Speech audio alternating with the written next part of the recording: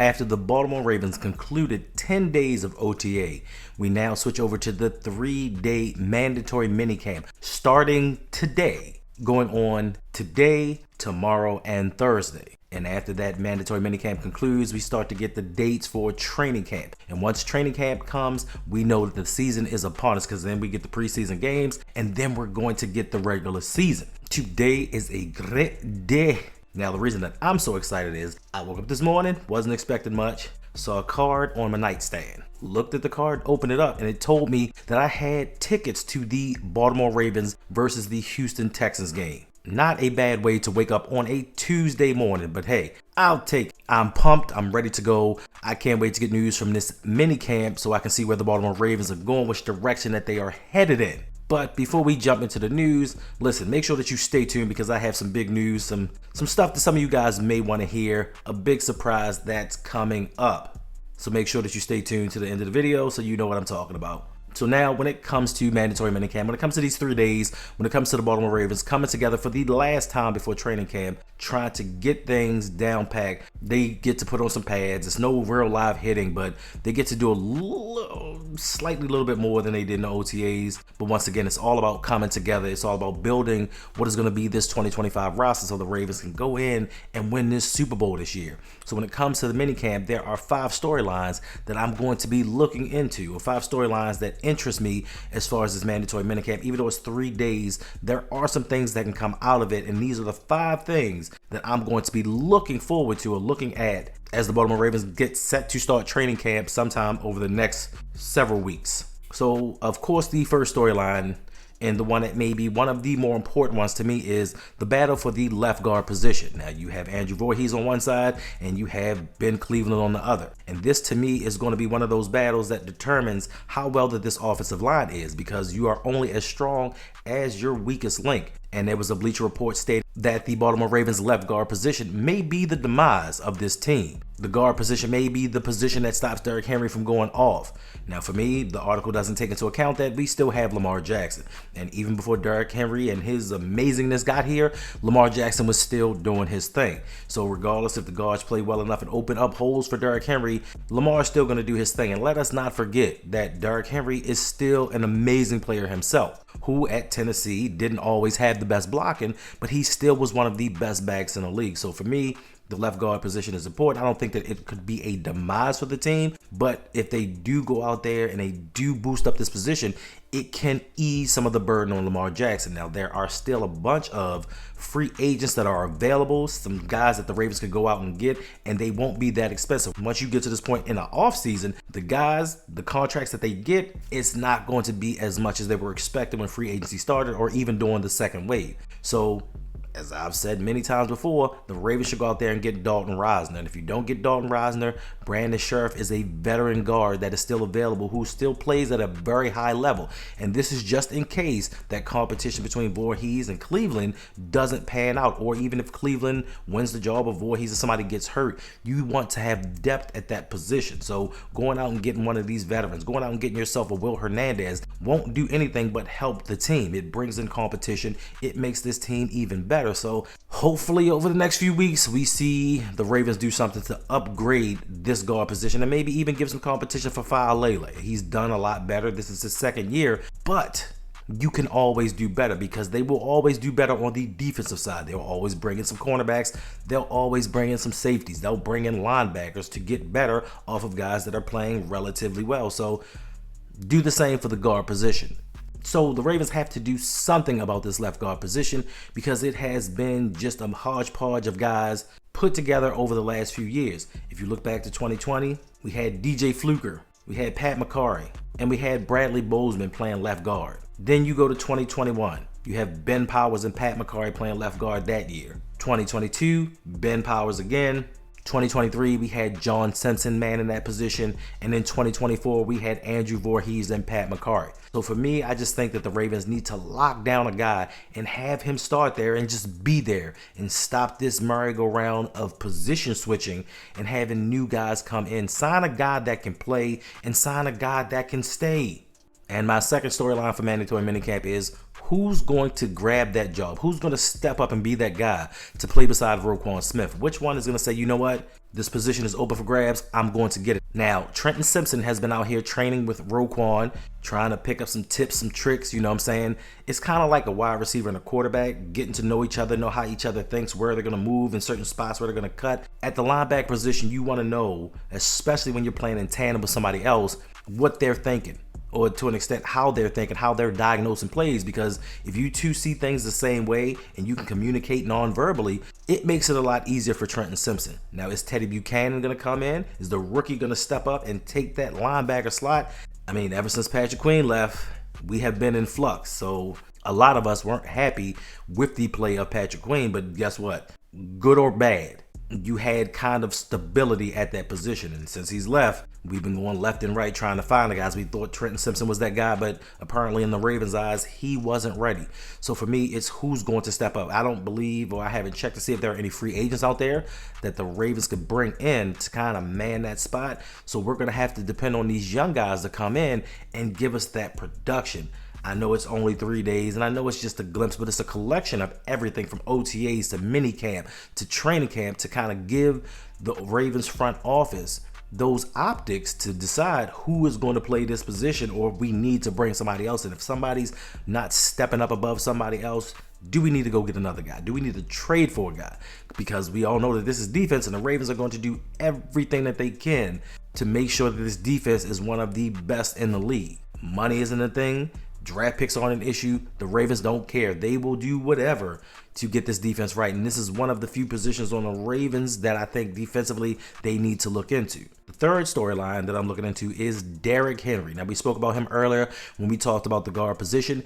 My thing is, how much does Derrick Henry have left? I personally think at his worst, he has an 1,100-yard season in him, especially with this offense, especially with Lamar Jackson right beside him.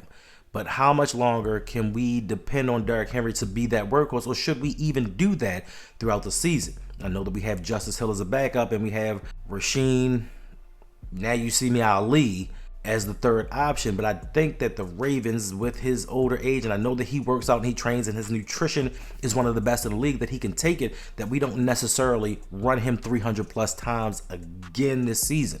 Keep him fresh for the playoffs. And I know, depending upon how things go, that is not always the case, and that's not always how things can be. That is not always how the game plans work out. But for me, I just want to limit him and utilize him as much as we can when it's needed the most. We're gonna get 11 to 13 wins regardless. So for me, the Ravens just tailoring some kind of game plan to limit him and his carries, especially if we want to see him end his career as a Raven and still be highly productive at that time.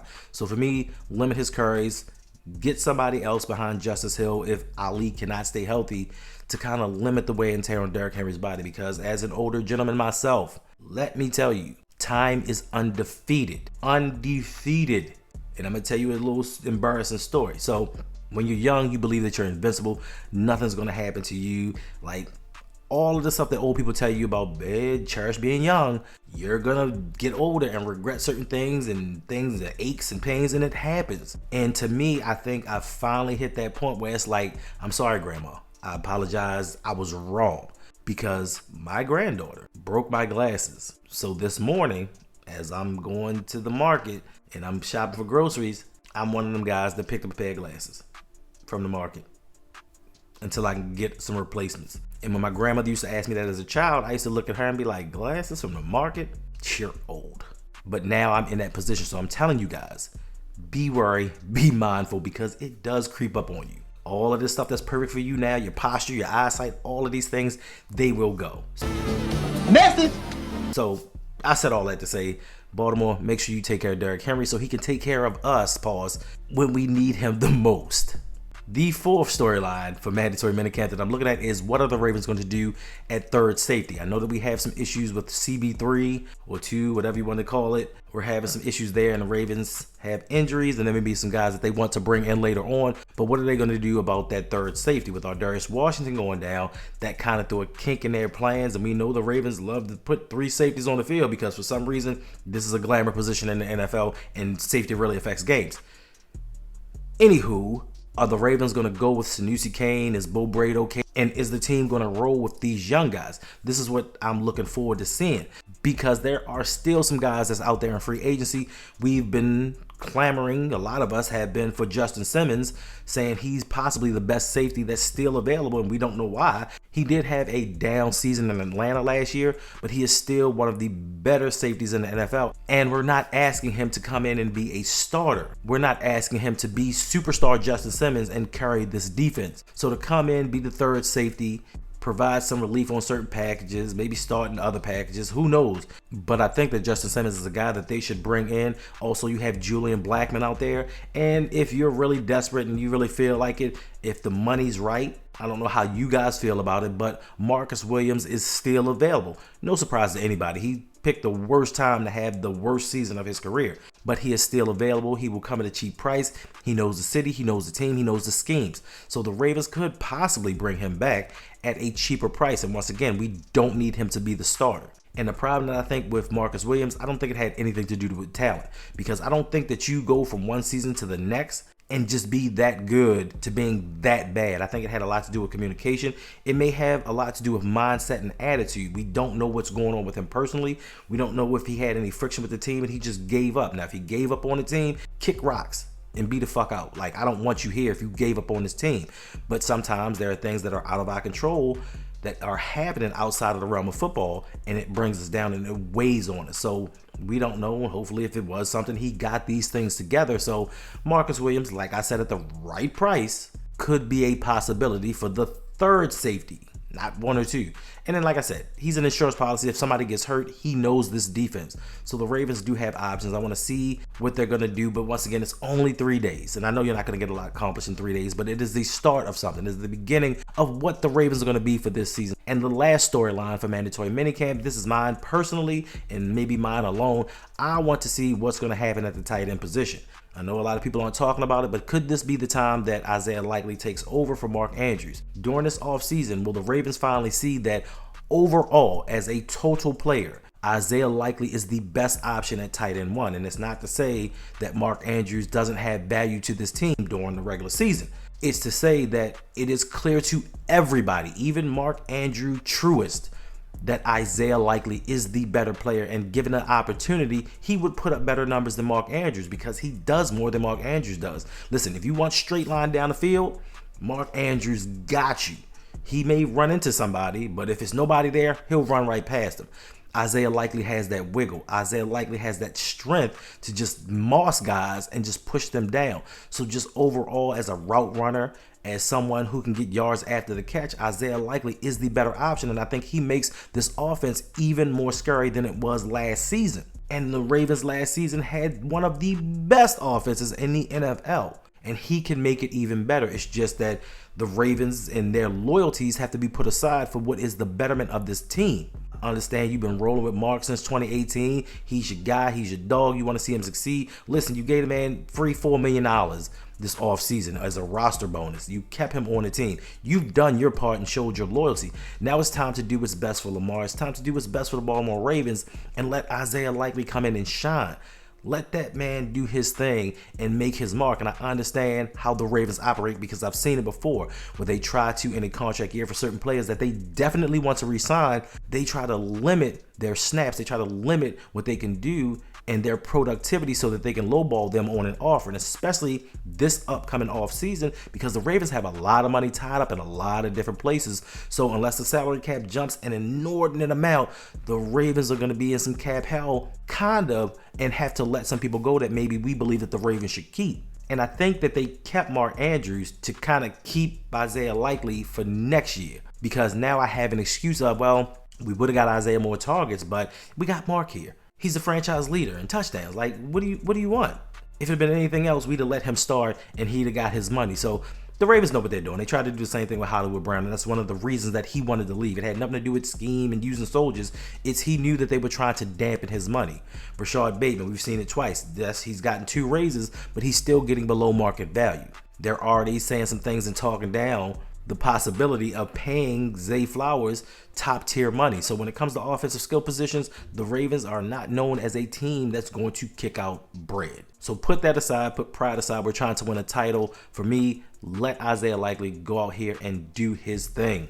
Now, for the exciting special news that I was talking about, listen, she is back. I can confirm it. She's here. She's back. She's about to start live streaming again. Your girl, Yolanda B. Raven, is back on YouTube. I can't say when she's going to live stream. It will probably be Wednesday, Thursday night that she comes back and gives you that hardcore news on the Ravens the only way that she can. Like, she's different than everybody else. So Yolanda B's back. Congratulations. Live streams, y'all gonna get them again. I'm not gonna participate, but she's gonna be back and y'all are gonna get what you guys have asked for. And last but not least, I have to thank each and every one of you out there, because we did it. We are at 7,000 subscribers, and I could not have made it to this without you guys, without you supporting me and being here every step of the way throughout my growth, throughout my downtimes, throughout my doubting myself. If you guys weren't here to lift me up and have me continue doing what I'm doing, I would have quit a long time ago, and I wouldn't have known the joy of being in this position. And I understand that subscribers are not the end all be all. Subscribers are not what makes you who you are as a YouTuber, as a content creator, but it does feel good that people appreciate the work that you put in, because I put in a lot of hours. I put in a lot of work. I don't just get behind here and talk behind a camera. Like, I literally spend hours on editing, trying different things. And I'm glad that you guys are appreciating what I'm doing. And I'm glad that I'm entertaining you. Or if there's a style that you want me to try to replicate, just let me know. I'm an open book. Like I said, I'm here to entertain. You guys give to me, I'm here to give to you. So appreciate everything you guys do. And I just want to say thank you.